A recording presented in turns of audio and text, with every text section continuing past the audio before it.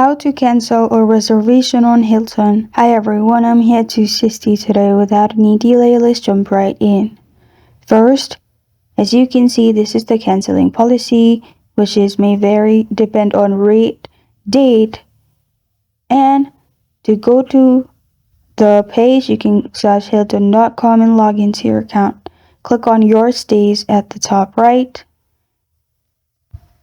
After that, you'll find all your stays in here and choose the reservation you want to cancel. Select cancel reservation below your stay. Review the cancellation policy here and confirm the cancellation.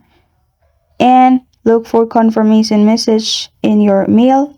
And after you do that, you're good to go. This is how to cancel a reservation on Hilton.